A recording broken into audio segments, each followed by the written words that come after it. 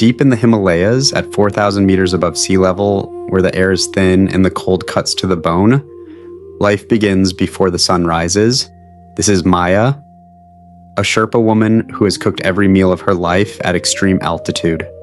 Her kitchen has no gas, no electricity, no running water, just fire, stone, and thousands of years of wisdom. At this altitude, water boils at only 86 degrees Celsius, not 100. That means every pot of food takes 2 to 3 times longer to cook. Maya learned this as a child. She has never questioned it. It is simply the way things are. The wood she uses is not random. Juniper and rhododendron, dense, slow-burning woods that burn hot and long, perfect for the long cooking times that altitude demands. Tsampa is the foundation of Himalayan survival. Roasted barley flour mixed with butter tea requires no cooking at all. It is the original energy bar, eaten by Himalayan people for over 1,000 years. Watch her hands. Every movement is deliberate, precise. She has made this 10,000 times. There's no recipe written down. The recipe lives in her hands. Thukpa, the thick noodle soup of the Himalayas, is Maya's most important dish. Every ingredient is local. The yak meat dried in winter wind. The noodles rolled by hand this morning. The broth simmered for hours. These noodles were not bought in a store. Maya rolled them herself, as her mother taught her, and her grandmother taught her mother. A chain of knowledge stretching back centuries. Butter tea is not just a drink here, it is survival. Made from black tea, yak butter, and rock salt.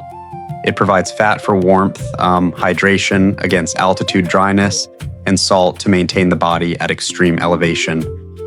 Maya drinks 15 cups every single day. The churning is the secret. Vigorous mixing combines the butter completely with the tea, creating an emulsion that carries heat deep into the body and holds it there for hours in the freezing cold. Before modern pressure, cookers Himalayan people wrapped their clay pots in yak wool blankets after heating, trapping heat and continuing to cook food without any flame, a primitive technology that actually works. And on clear days, the intense sunlight at high altitude becomes fuel itself. Solar cookers, a modern tool that Maya has slowly accepted, can boil water using only the mountain sun. But the meal is never just about food. When the family gathers around the chulo fire, the stone hearth that heats everything, cooking becomes connection. Every bowl served is an act of love at the edge of survival. The children eat first, always. This is the Himalayan way. The young need energy for the cold walk to school. 3 hours each way through snow every single day. After the family eats, Maya finally sits. Her meal is the same as everyone else's. She asks for nothing more. This simplicity, this contentment, is perhaps the greatest survival skill of all. These hands have started 10,000 fires, cooked 10,000 meals, kept a family alive at the top of the world. They carry no glamour, only truth.